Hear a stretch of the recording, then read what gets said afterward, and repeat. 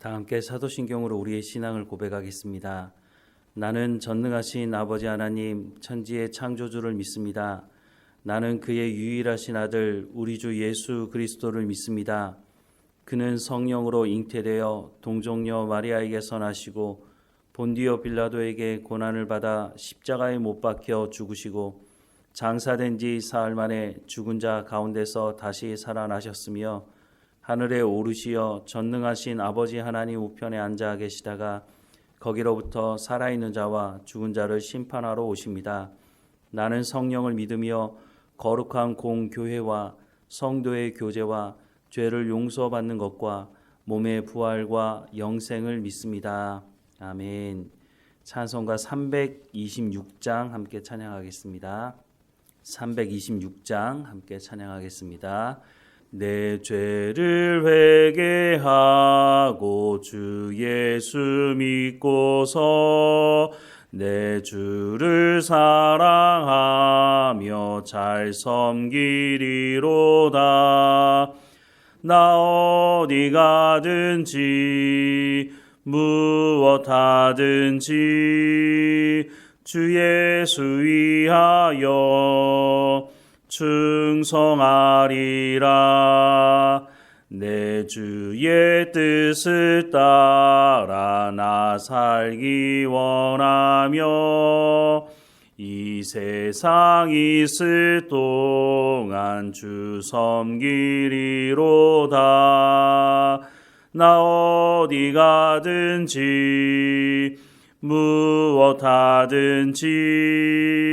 주 예수 위하여 충성하리라.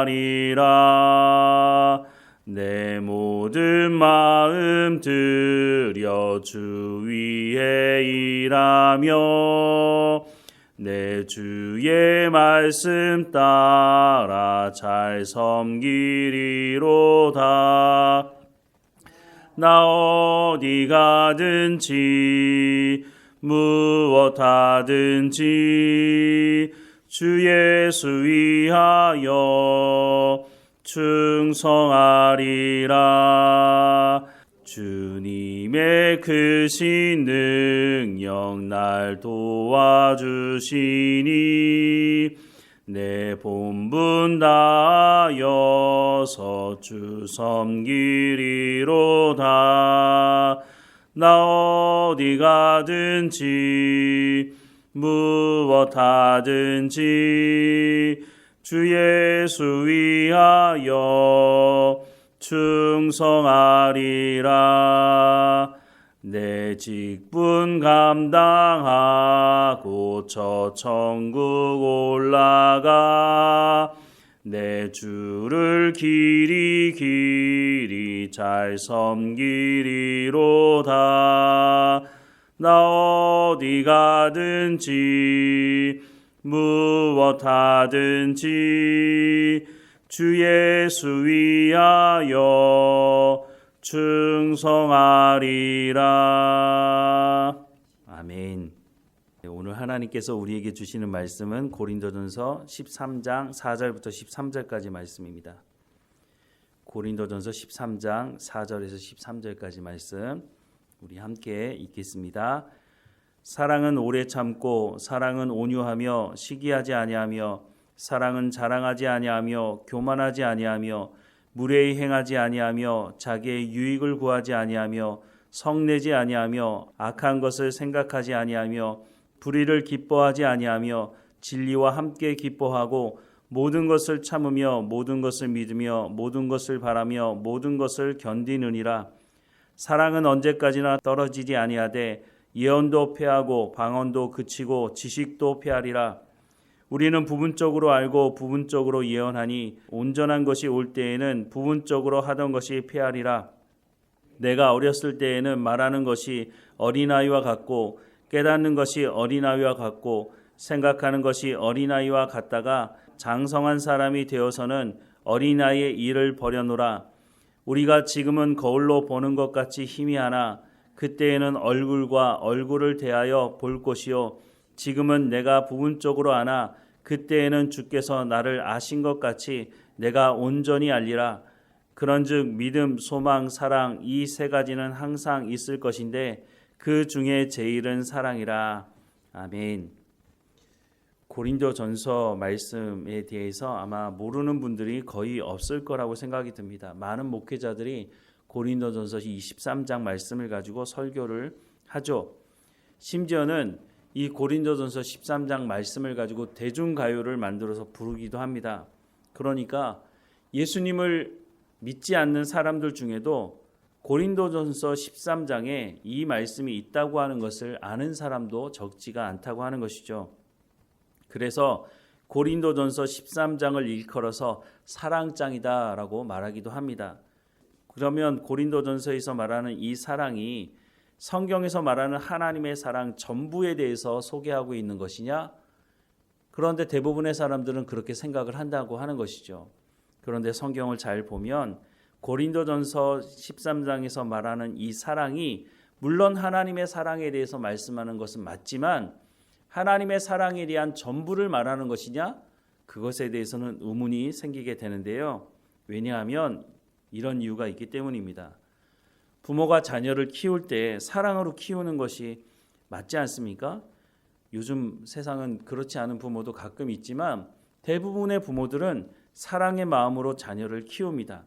그런데 자녀를 키울 때 물론 훈육하는 방법이 다 다르긴 하지만 대체적으로는 부모가 말하는 그 말을 자녀가 듣지 않을 때 한두 번은 그냥 말로 하고 넘어갈 수 있지만 계속해서 말을 듣지 않으면 어떻게 합니까? 매를 드는 것이죠. 하나님께서도 하나님의 자녀들이 죄를 지었을 때 처음에는 말씀하십니다. 그런데 그 말을 무시하고 계속해서 죄를 지으면 하나님 어떻게 하십니까? 하나님께서 그 죄를 그냥 내버려 둘 수는 없는 것이죠. 왜냐하면 죄를 그냥 내버려 두면 하나님과의 관계가 끊어지기 때문에 하나님께서 그 죄의 문제를 해결하시기 위해서 물리적인 방법을 동원하시기도 한다는 것입니다. 이스라엘 백성들이 430년 동안 애굽에 사는 동안 상당히 오랜 시간 동안 노예 생활을 하게 되는데 그때 이스라엘 백성들이 하나님께 부르짖습니다. 출애굽기 2장 23절부터 25절 말씀해 보면 여러 해 후에 애굽 왕은 죽었고 이스라엘 자손은 고된 노동으로 말미암아 탄식하며 부르짖으니 그 고된 노동으로 말미암아 부르짖는 소리가 하나님께 상달된지라. 하나님이 그들의 고통 소리를 들으시고 하나님이 아브라함과 이삭과 야곱에게 세운 그 언약을 기억하사 하나님이 이스라엘 자손을 돌보셨고 하나님이 그들을 기억하셨더라라고 말씀을 합니다. 그래서 하나님께서 모세를 보내시죠. 그리고 이스라엘 백성들을 출애굽하게 하십니다.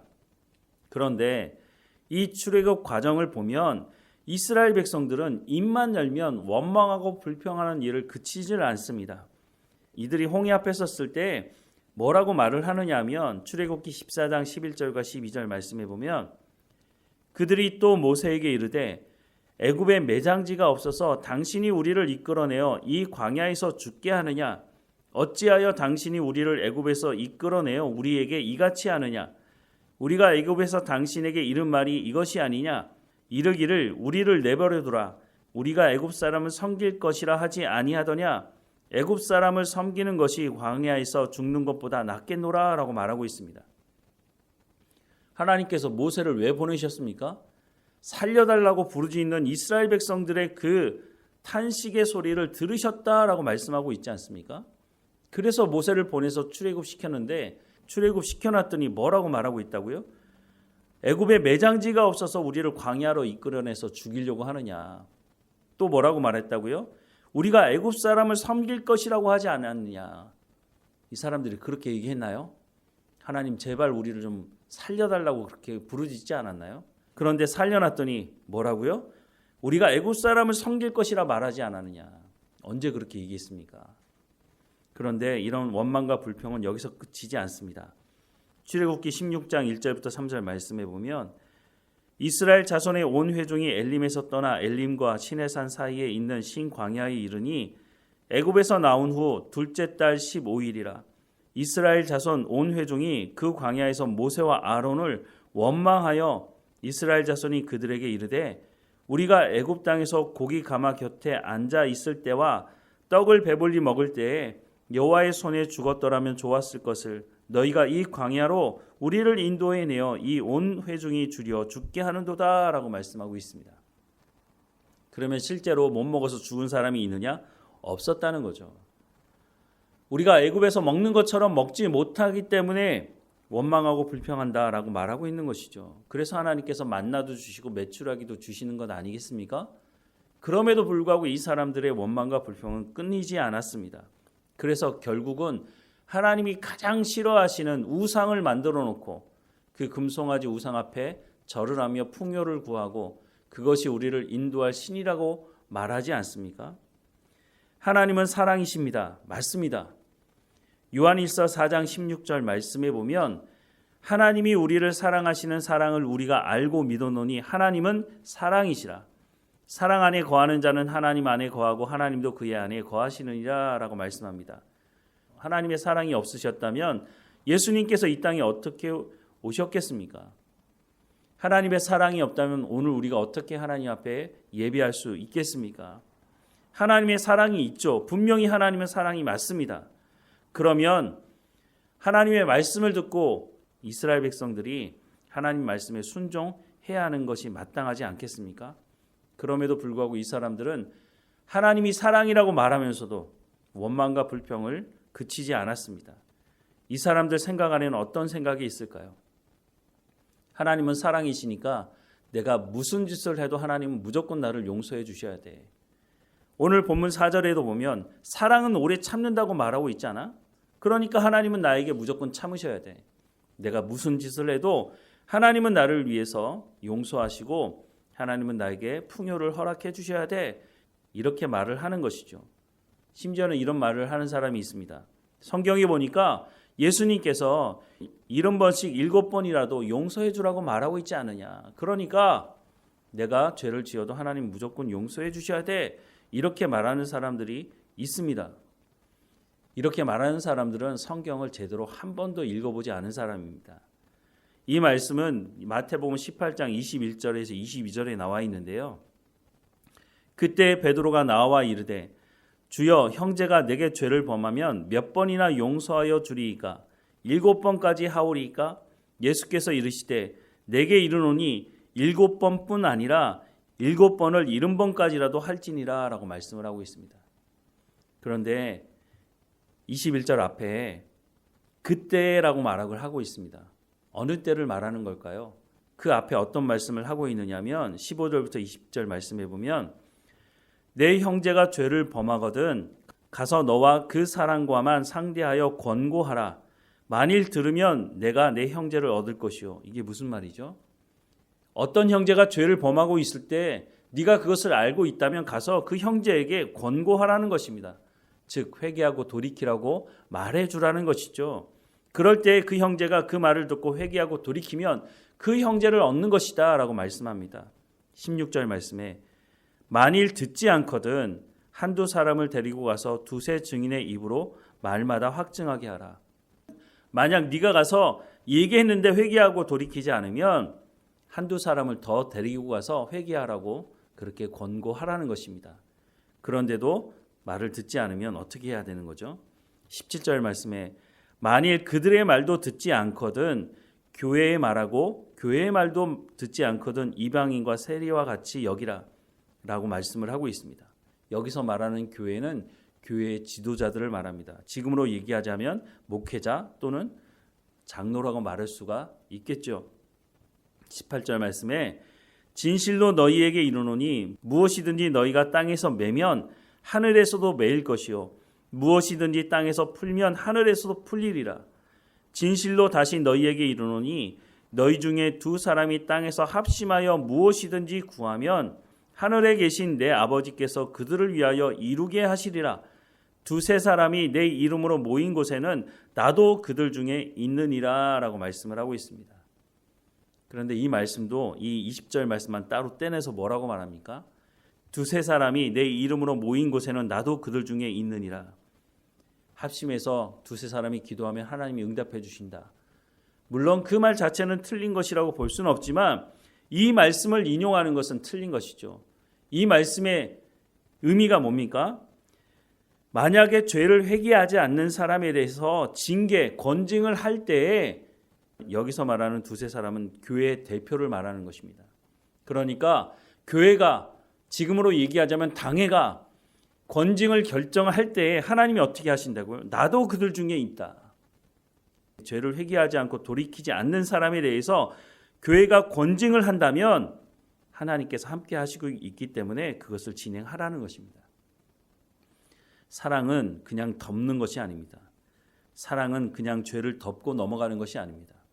반드시 그 죄에 대해서 회개하고 돌이키는 경우에는 회개하고 다시 신앙생활을 할 수 있는 기회를 주라고 말씀하고 있는 것이지, 죄가 있음에도 불구하고 그냥 덮고 넘어가라고 말하는 것이 아니라고 하는 것이죠. 그러니까 죄를 덮고 그냥 넘어가는 것, 무조건 용서해달라고 하는 것은 그것은 하나님의 사랑이 아니라고 하는 것입니다. 부모도 마찬가지입니다. 제가 어렸을 때 이런 동화를 봤던 게 기억이 납니다. 한 아이가 밖에 나가서 조그만 물건을 훔쳐왔습니다. 그런데 그 엄마가 그걸 보면서 너 이거 어디서 났어? 이거 제자리에 갖다 놔. 이건 나쁜 짓이야. 이렇게 가르쳤어야 되는데 그 엄마가 야, 너 좋은 것 가져왔다? 라고 칭찬을 했습니다. 그러니까 그 아이가 두 번째는 그거보다 조금 더 큰 물건을 도둑질해 왔습니다. 그때도 아무 말 하지 않았습니다. 이런 일이 반복됐습니다. 그러다가 이 아이가 청년이 됐을 때 소를 도둑질해 왔습니다. 그때도 어머니는 아무 말을 하지 않았습니다. 왜냐하면 재산이 되니까.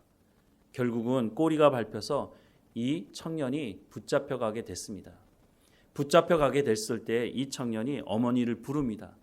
그 어머니가 그 청년에게 가까이 갔습니다. 그 어머니의 마음에는 혹시 더 숨겨둔 물건이 있나? 그걸 얘기해 주려고 하나? 이런 마음으로 다가갔습니다.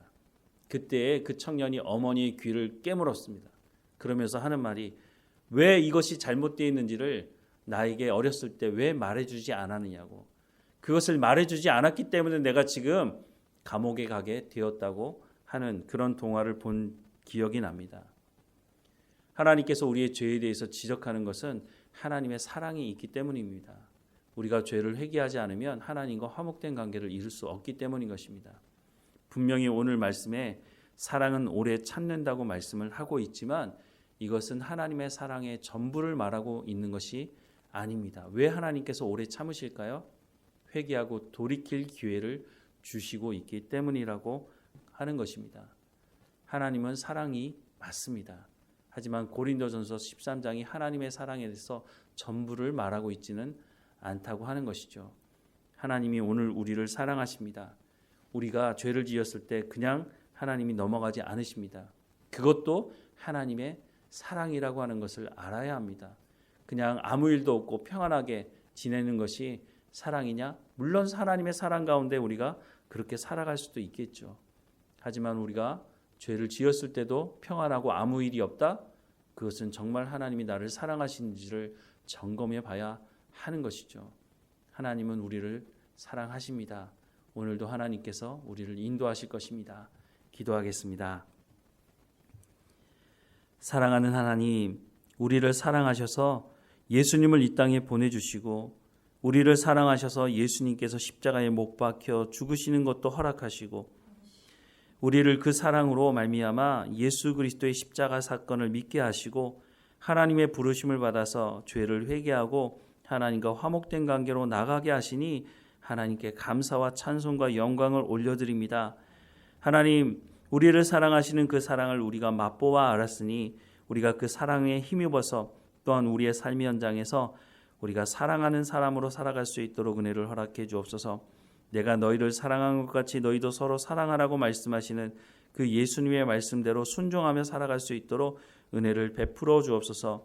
사랑은 하나님께 있으니 하나님의 사랑이 우리 가운데 부어진 바 되었으니 우리가 그 사랑을 맛보고 살아갈 수 있다고 말씀하시니 오늘도 우리 가운데 사랑을 부어주시고 오늘도 하나님의 사랑을 맛보아 알게 하셔서 그 사랑을 가지고 우리의 이웃과 우리의 자녀와 우리에게 맡겨진 사람들을 사랑하게 하옵소서.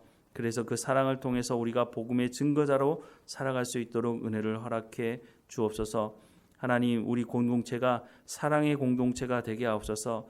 죄 지은 사람이 있을 때에 우리가 그 사람을 권징하고 회개할 수 있는 기회를 줄 수 있도록, 그리고 회개하고 돌이킬 때에 그 일이 반복된다 할지라도 회개하고 돌이켰다면 우리가 그 사람의 마음을 품고 함께 그리스도의 장성한 분량에 이를 수 있도록 우리의 공동체 가운데 하나님의 사랑을 부어 주옵소서.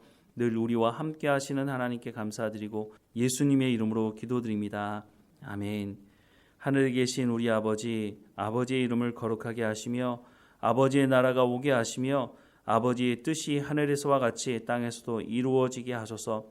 오늘 우리에게 일용할 양식을 주시고 우리가 우리에게 잘못한 사람을 용서하여 준 것 같이 우리 죄를 용서하여 주시고 우리를 시험에 빠지지 않게 하시고 악에서 구하소서. 나라와 권능과 영광이 영원히 아버지의 것입니다. 아멘.